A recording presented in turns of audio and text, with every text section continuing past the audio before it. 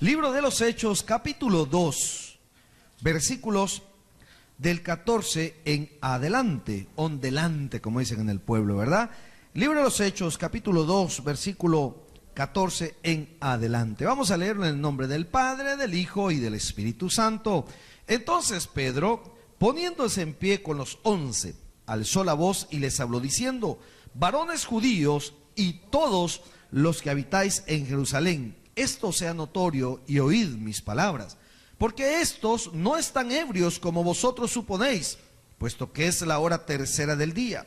Mas esto es lo dicho por el profeta Joel: y en los postreros días, dice Dios, derramaré de mi espíritu sobre toda carne, y vuestros hijos y vuestras hijas profetizarán, vuestros jóvenes verán visiones, y vuestros ancianos soñarán sueños. Y de cierto, sobre mis siervos y sobre mis siervas en aquellos días, derramaré de mi espíritu y profetizarán, y daré prodigios arriba en el cielo y señales abajo en la tierra, sangre y fuego y vapor de humo. El sol se convertirá en tinieblas y la luna en sangre, antes que venga el día del Señor grande y manifiesto. Y todo aquel que invocare el nombre del Señor será salvo. Padre, en el nombre poderoso de Jesús, quiero pedirte que sea el Espíritu Santo el que ponga las palabras correctas en mi boca.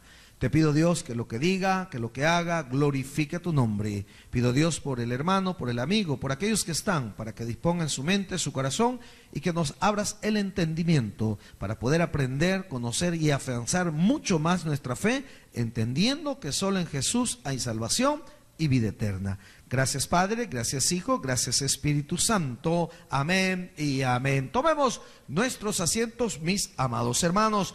La semana anterior hablamos un poquito de la obra del Espíritu Santo. No sé si usted se recuerda, básicamente todos los 40 minutos se nos fueron explicando un poquito acerca de la obra del Espíritu Santo, de cómo se deja ver el Espíritu Santo desde el inicio de la Biblia. Se recuerda que utilizamos un versículo allá en el Génesis 1:2, donde nos demuestra que la obra del Espíritu Santo en el principio tuvo un presente activo, es decir, fue parte de. Entonces lo vimos, no me voy a ir al detalle porque no sería repetir lo mismo de la semana anterior, pero hablamos que en el Antiguo Testamento también el Espíritu Santo se manifestó, que daba poderes sobrenaturales, que también daba habilidades. Se acuerda que habla en el libro del Éxodo de cómo preparó gente, joyeros y todo eso, y hablamos cómo el Espíritu Santo era el dador. Luego también hablamos acerca de que era inspiración de la profecía, era mediador del mensaje de Dios,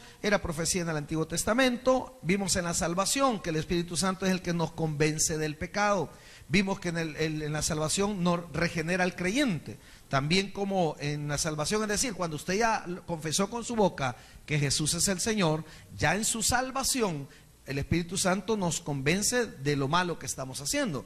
También nos ayuda a regenerar, a cambiar acciones, nos ayuda a santificarnos, porque por medio del Espíritu Santo hay un freno donde sabemos distinguir lo bueno y lo malo y refrenamos ciertos impulsos naturales que tenemos hacia el pecado.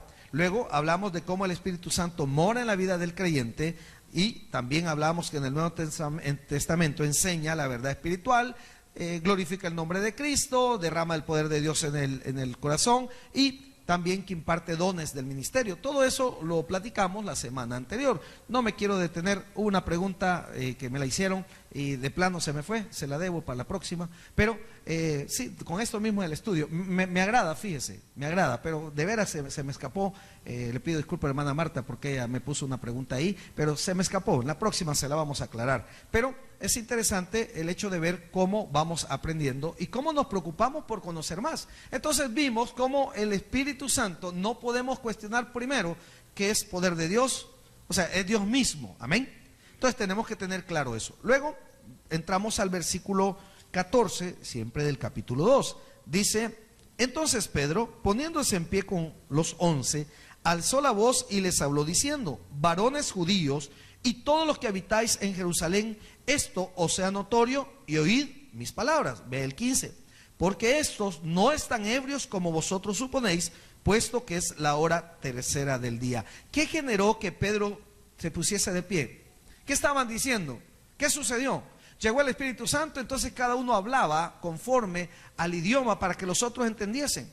Y siempre hubo uno ahí, y usted lo puede ver en el versículo, sería en el 13, en el 2:13, más otros burlándose decían, estos están llenos de mosto, es decir, estaban tomados, estaban ebrios. Entonces podemos ver, porque el mosto es un grado menor del vino.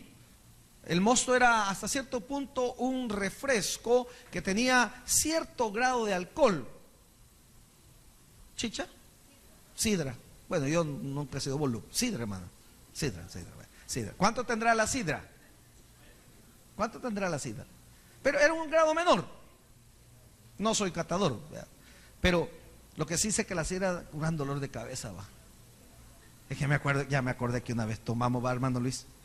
Sí, yo me acuerdo. No éramos cristianos, por supuesto. Yo creo que el hermano Luis la compró y yo me la tomé. Pero bueno, no éramos cristianos, por supuesto. Pero el mosto es un tipo de licor, ¿verdad? No tanto como el vino, que el vino tiene un grado bastante alto de alcohol. Pero entonces siempre hay gente que va a cuestionar. Mire qué bonito que en el medio del Pentecostés, de la llenura del Espíritu Santo, siempre hay gente que estaba no para recibir el Espíritu, sino para criticar. Y eso quizás me viene a la mente y quizás me consuela, fíjese, saber que a veces estamos orando, ministrando, y hay personas que en vez de estar orando, están hablando, están chateando, están en su teléfono. Sí, yo sé, yo lo noto, hay personas aquí que nunca les he visto orar. Ese movimiento que uno hace, movimiento que es, y es un poco incómodo. Y como les quedan viendo a uno, digo, quizás no me subí el zipper, quizás no. Y entonces me doy vuelta y es incómodo. Pero uno ve que no están disfrutando el orarle a Dios, fíjese. Siempre hay gente así. Ve aquí, había gente que estaba criticando, no se estaba llenando del Espíritu. Entonces Pedro, recuerde que Pedro se vuelve el vocero. Si usted ha ido en sintonía de todo lo que los evangelios nos va enseñando, ha visto que Pedro siempre salía. Llegaron a querer agarrar a Jesús, salió él a pelear. Y Pedro siempre era el que vio a Jesús y dijo, yo voy, y empezó a caminar. Entonces Pedro tenía ese tipo de temperamento. Y entonces cuando estaban cuestionando que estaban bolos, que habían tomado, Pedro salió a defensa. Y no solo él, los demás apóstoles se pararon, pero quien tomó el hablar fue Pedro. Y él explicaba y él dijo, no puede ser, no están tomados, porque es la hora tercera. Déjeme decirle que la hora, para los judíos, la hora se iniciaba de la mañana a partir de las 6 de la mañana, la hora del día, porque la otra es la hora de la noche o la hora nocturna. Esta hora, cuando dice aquí, porque esto no es tan ebrio, dice el 15, como vosotros suponéis, puesto que es la hora tercera del día. Ellos tomaban desde las 6, desde que salía el sol, normalmente 6 de la mañana, 12 horas. Entonces, si usted ve, las 7, las 8 y las 9. O sea, la primera hora era a las 7, la segunda era a las 8 y la tercera era a las 9. Entonces, por eso es como que aquí dijera, puesto que era a las 9 de la mañana. Entonces, no, Pedro dice, no puede ser, no estamos tomados. No era hora de que estuviésemos tomados, porque siempre había alguien que cuestionaba. Entonces Pedro no solo se queda con decir que es la hora temprana, que no es una hora de estar tomando, sino que él se va también a la palabra de Dios y se va y hace mención del profeta Joel, donde dice que el profeta Joel ya había profetizado lo que iba a suceder. ¿Por qué Pedro se apoya en esto? Acuérdese que habían muchos judíos y ellos conocían la ley y ellos sabían las profecías. Entonces Pedro se para en defensa de aquellos que estaban hablando, de aquellos que estaban cuestionando. Sucedió ahora, vino un joven, poco tomado, me dice el pastor Palacio, mire, ahí hay un joven, está tomado, no muy tomado, créame que no estaba muy tomado. Si al caso se le sentía un poquito el olor a tic-tac, o no sé qué era, pero se le sentía un poquito, no mucho, y estaba bastante cuerdo el tipo, y vino en una moto, y entonces, y me dijo, ¿y quiere hablar con alguien? Me dijo, y entonces, bueno, voy a hablar con él, no lo quise pasar a mi oficina, platico con él, estoy hablando con él, y me dice, mire, yo estoy aquí porque quiero cambiar, siento que el vicio me está ganando la batalla, tengo amigos que le han perdido la batalla en el licor, y yo no quiero, tengo un hijo, tengo familia. Y me gustó la actitud del joven. Me dice, ¿Sabe por qué vengo a esta iglesia? Porque yo tuve un compañero de estudio que agarró vicio, que lo vi en la calle, lo vi tirado, y alguien lo trajo a esta iglesia y le he visto el cambio. Mire qué importante el testimonio, ¿verdad? Y he visto el cambio, me dijo. Porque, y le digo, ¿usted se congregaba? No, yo creo en Dios, amén. ¿Iba a la iglesia tradicional? No. A la evangélica tampoco. Pero Dios me trajo aquí porque yo quiero cambiar. Mire qué bonito el poder de Dios. ¿Y dónde lo vio? Lo vio en una persona. ¿Pero por qué le digo esto? Mire lo que dice aquí en Joel.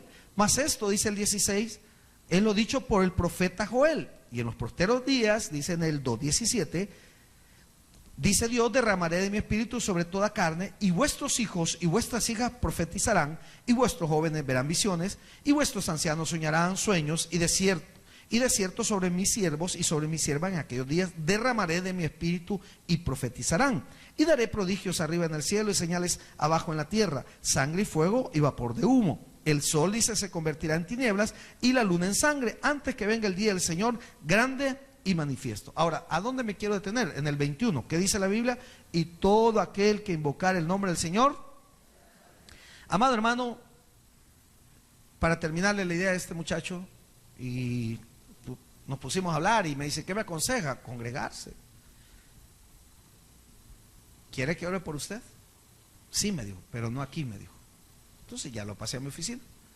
Mi hermano empezó a derramar su llanto y lo ganamos a Cristo y empezamos. Mire, ese tipo lo hizo con tanto amor.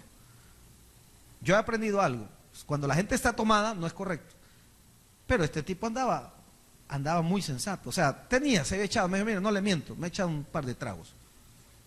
Aquel que ha sido bolo, un par de tragos solo es enjuague bucal. O sea, el tipo estaba bien, estaba consciente, sabía. Y mire, es increíble, hermano, cómo Dios se manifiesta. Y el tipo empezó a llorar, yo sin conocerlo. Y empezó quebrantado, y empezó a llorar. Y tuve que decirle, hermano, ya voy a empezar el culto, necesito, porque él estaba muy tocado, y me dice, espero traer a mi esposa, espero traer a mi hijo. ¿Qué hace eso? Solo el poder de Dios, hermano. Solo el poder de Dios. El hecho de buscar ese Cristo que tiene. Y eso ya estaba profetizado. Ahora, en el 22 dice, varones israelitas, oíd estas palabras.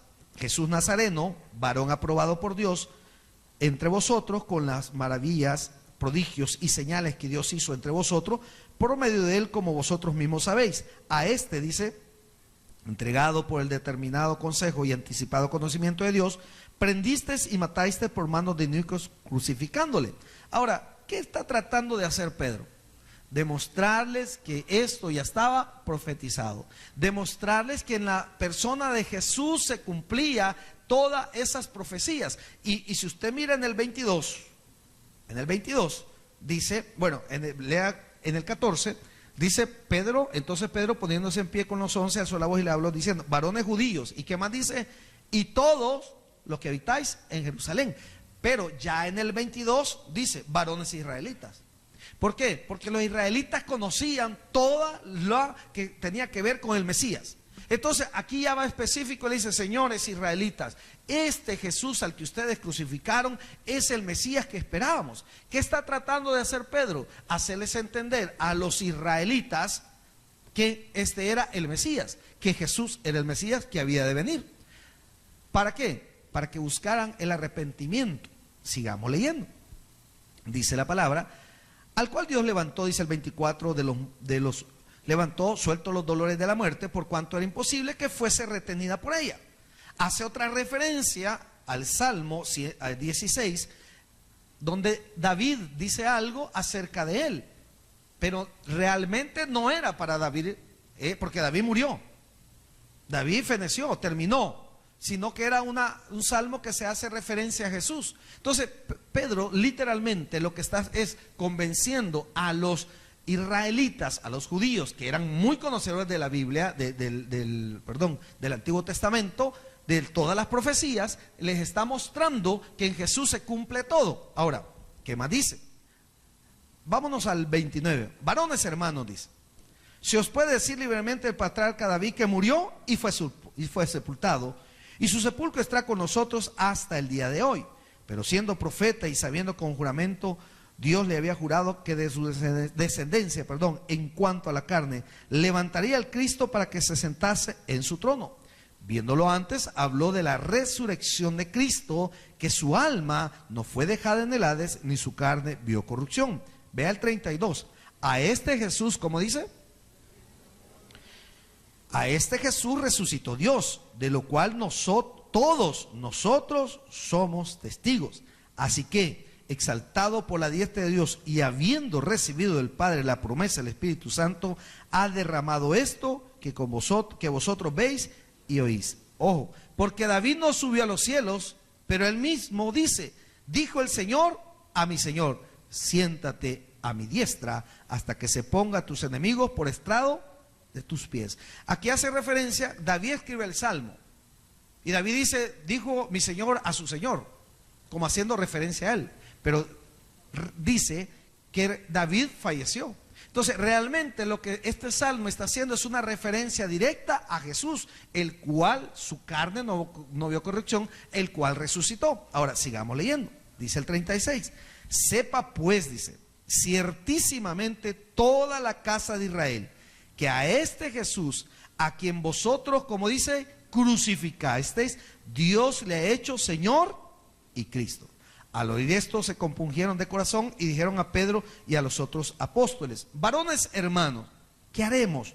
Claro, Pedro les estaba diciendo, ustedes crucificaron, mataron al Mesías, le estaba culpando, y claro, se compungieron porque a través de la profecía de Joel y el Salmo de David, estaban viendo que Jesús era el Mesías. Entonces se sintieron mal de la acción, porque acuérdense que toda esta gente era la que había gritado, crucifíquenle, ¿se acuerda? ¿A quién quieren? ¿A Barrabás o a Jesús? Crucifíquenlo, ¿ve?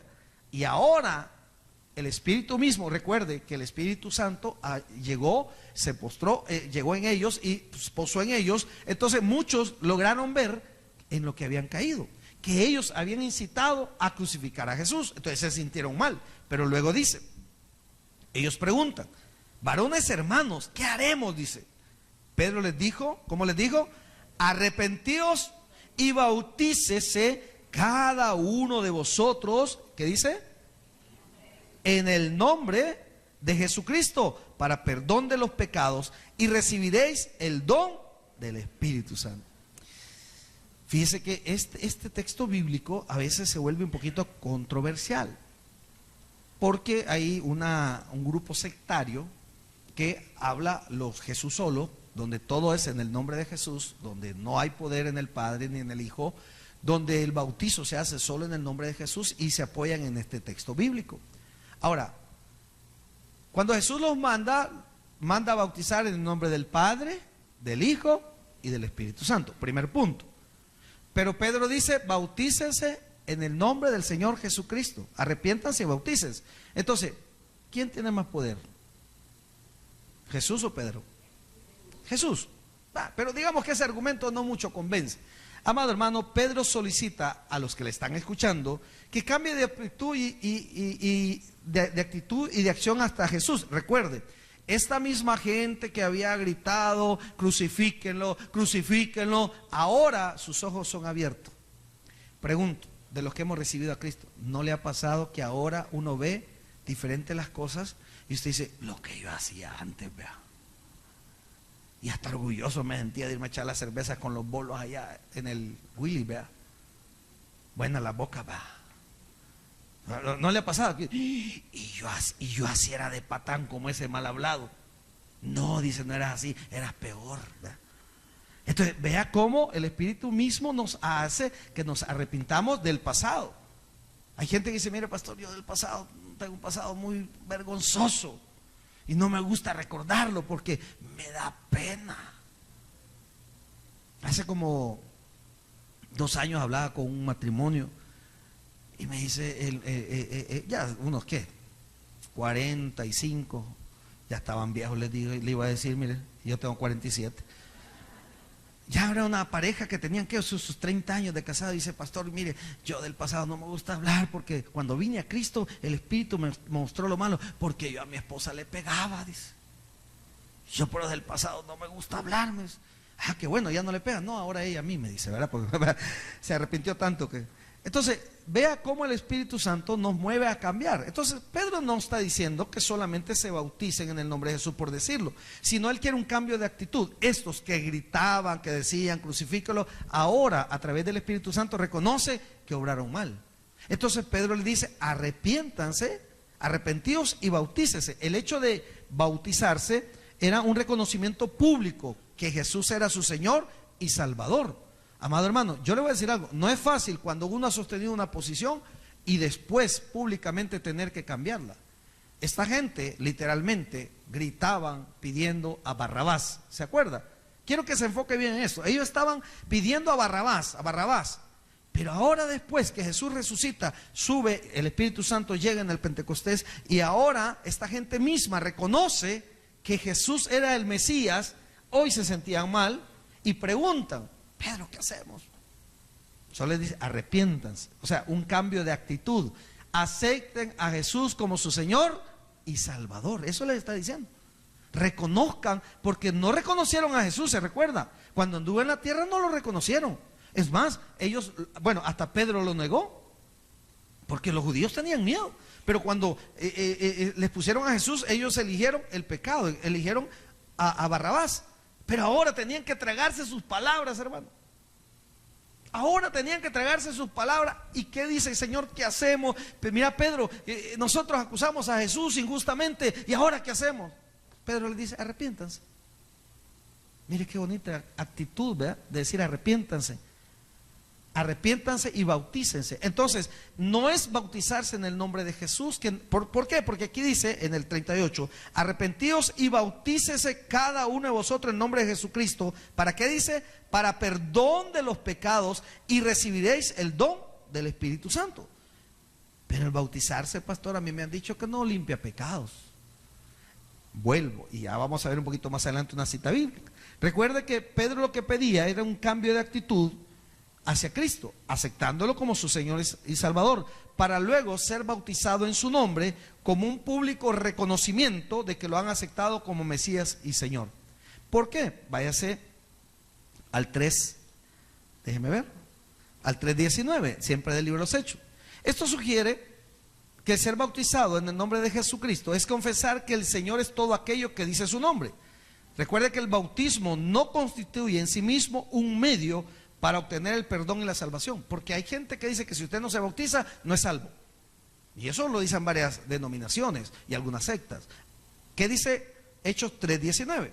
Así que dice, arrepentíos y convertíos para que sean borrados vuestros pecados, para que vengan de la presencia del Señor tiempo.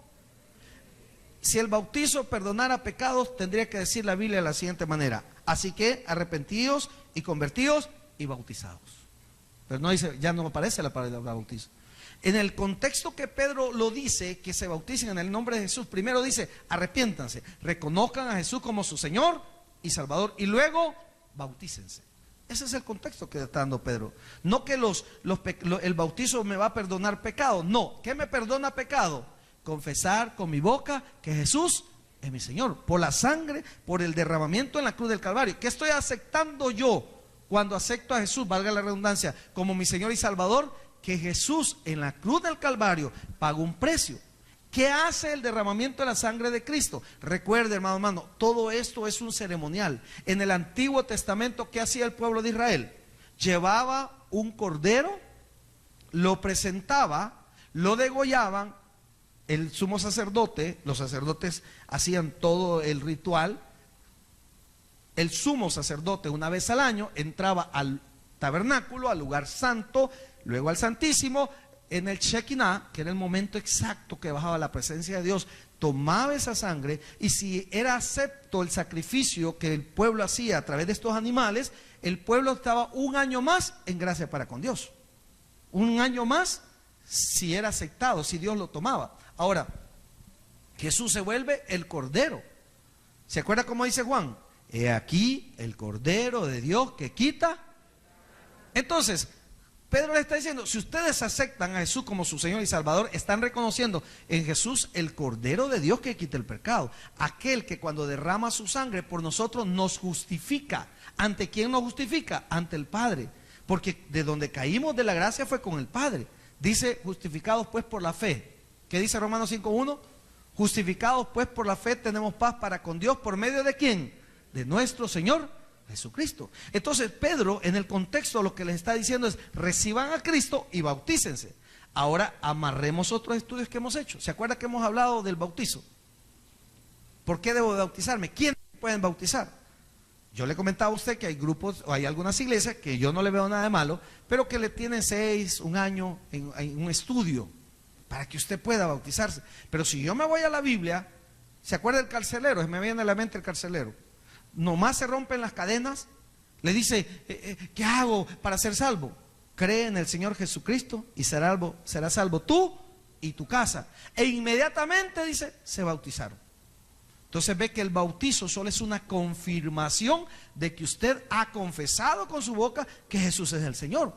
¿Por qué le estoy explicando esto? Porque como la gente se agarra este versículo para decir que si no hay bautizo, no hay perdón de pecado. La iglesia tradicional, ¿qué dice? Que si usted no se bautiza, usted tiene el pecado original. Pero dígame, ¿cómo un niño se puede arrepentir? ¿De qué se puede arrepentir una criaturita que no tiene una conciencia clara? ¿Alguien se acuerda cuando tenía 3 días de nacido? Su mamá sí se acuerda. Este daba guerra, dice, ¿ve? Su papá que dice, este no me dejó dormir, ¿ve? Pero uno no tiene, hermano. Entonces yo no puedo aceptar que los niños sean bautizados. ¿Por qué?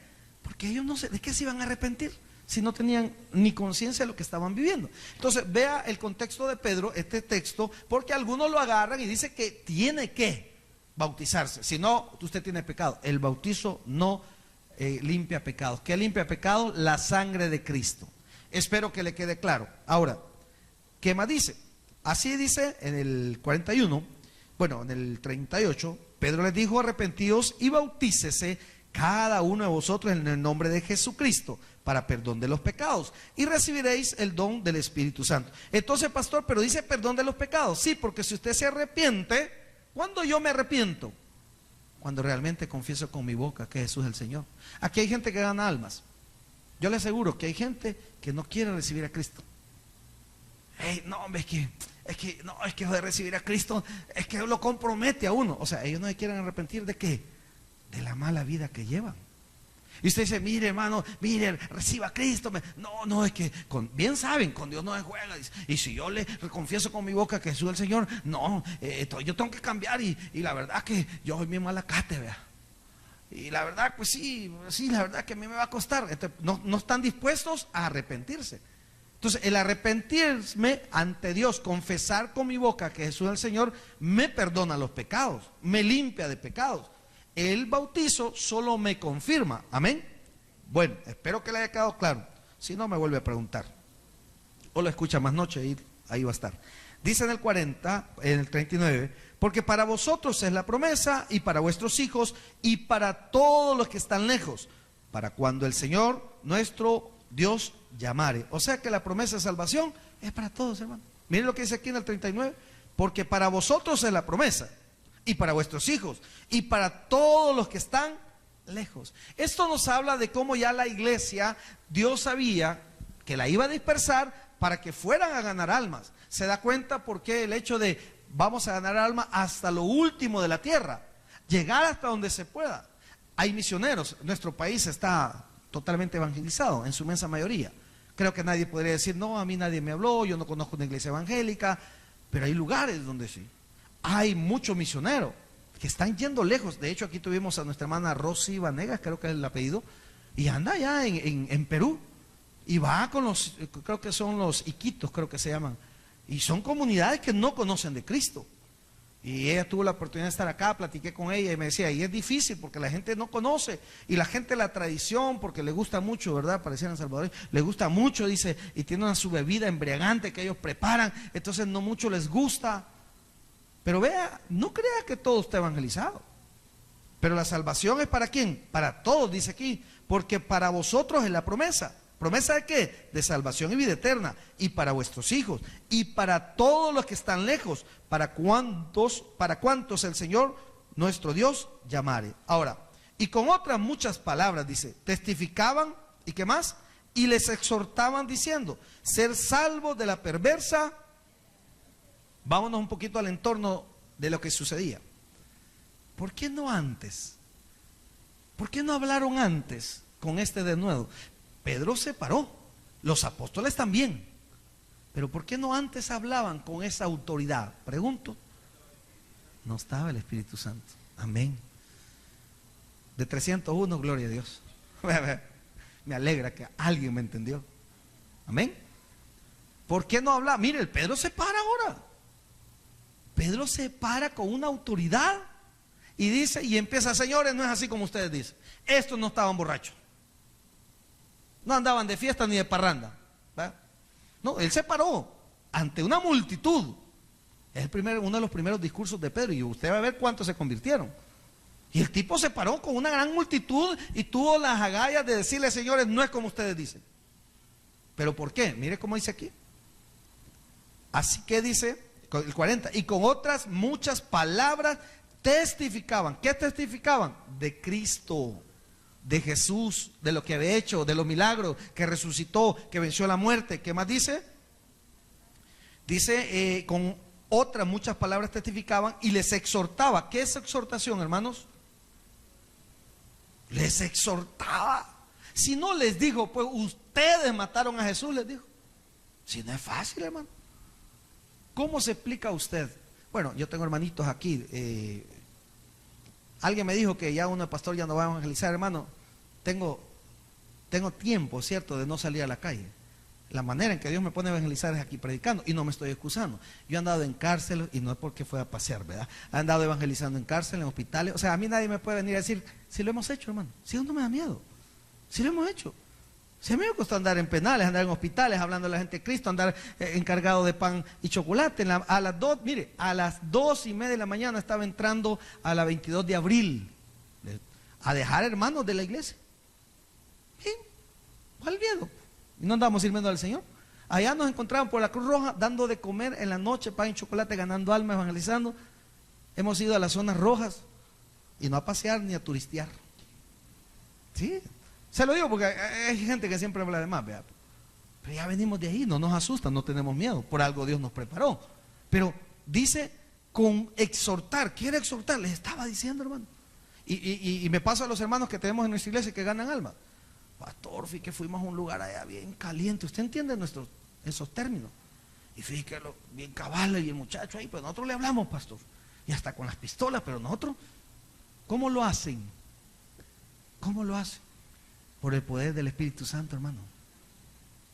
Claro, si usted va en el bus y tal vez no anda como los que salen a ganar almas, salen pues cubiertos con la sangre de Cristo, orados y pidiéndoles a Dios sabiduría, van donde sea. Bueno, yo creo que muchos de ustedes, algunos de ustedes fueron con nosotros cuando nos llevaron a la 22 de abril a ganar almas. Nos llevaron, como iglesia, acostumbramos a salir a ganar almas en un bus. Vamos, llego a Ciudad Delgado, Ciudad Credicia, el pastor de ahí me dice, pastor, véngase, no lo baje. ¿Y a dónde vamos? A la 22 de abril. Sin saber qué tipo de gente, qué tipo de personajes, solo sabíamos que íbamos a hablar de Cristo. ¿Y cuál es el miedo? Pedro, con ese poder, hay personas que me han dicho, pastor, no sé ni de dónde me salieron palabras para hablar con el mañoso y que no me robara, y hasta le gané para Cristo. Allá después que el ladrón se bajó y todo. Sí, es cierto. Había una hermanita que vivía en Soyapango y dice que iba en el bus y el ladrón se subió, asaltó a otro, le puso un cuchillón y le dijo, dame la cartera, dame lo que andás. Y la hermana abrió la cartera, todo. Espérame, le digo, yo lo único que ando es palabra de Dios, le digo, te la voy a dar, hijo, que Dios te bendiga. Y dice que el muchacho tembló, soltó la Biblia y se tiró del bus. Si lo aplastó otro, no sé. Pero, y dice la hermana en su testimonio, pastor, no sé por qué lo hice. Yo sí sé, el Espíritu de Dios estaba en ese momento. Imagínense, y después me quedé, hasta mi hija me dijo, mamá, ¿qué has hecho? Y yo me quedé, qué dunda soy, va. Es que el Espíritu Santo nos mueve, todos tenemos el Espíritu Santo, Pero cuando usted está más lleno, no tiene temor, hermano. No le da miedo. Entonces, vea esto, dice Pedro. ¿Por qué me he detenido en esto? Porque dice en el 40, y con otras muchas palabras testificaba, dice, y les exhortaba diciendo, sed salvo de esta perversa generación. Interesante, ¿eh? Cierro con esta otra ilustración. Llego a Zacatecoluco a predicar al tabernáculo hace mucho tiempo, que íbamos por ahí, nos invitaban. Y uno siempre pregunta, ¿y qué tal aquí con la delincuencia? Ah, me dijo, mal, un poquito mal, me dijo, sí, pero mire, me dijo, hay una hermanita que le llamaron para pedirle extorsión, lo que usted ya sabe. Y para pedirle, y ella dijo, mira, hijo, dice que si nosotros del tabernáculo le llevamos comida, si nosotros le regalamos frazada, ¿se acuerda? Si nosotros le llevamos agüita, si nosotros llevamos algo, y dice que sí, tiene razón, madrecita, disculpe, no me he equivocado. ¿Quién lo hace? Dios, hermano. Dios nos guarda, Dios nos protege. Dice aquí, mire, y con otras muchas palabras testificaban y les exhortaba diciendo, ser salvo de esta perversa generación. Es más, esta señora dice que al final le dijo, mira, hijo, deberías de recibir a Cristo en tu corazón. Ábrele tu corazón, hijo. Dios te va a dar salida, hijo. Dios te va a sacar de esa vida. Otro día, madrecita le dijo, me colgó. ¿Quién hace eso? Solo Dios, hermano. Solo Dios. Entonces, ¿a qué lo llevo con esto? Terminamos en el 41. Así que dice, los que recibieron su palabra fueron ¿qué? Vea, confirmemos lo que le dije. Los que recibieron su palabra. No se bautizaron y después recibieron la palabra. No, primero recibieron palabra de Dios, creyeron, cambiaron su actitud, confesaron que Él era Dios y luego se bautizaron. ¿Qué más dice? Y se añadieron aquel día como 3,000 personas. Es lo que le digo, una gran multitud. No, hombre, si nosotros quizás el 10% de lo que había ahí, sin micrófono. Imagínense, hablando a viva voz. Cuando el poder de Dios se quiere manifestar, se manifiesta. Déjeme decirle algo y con esto cierro.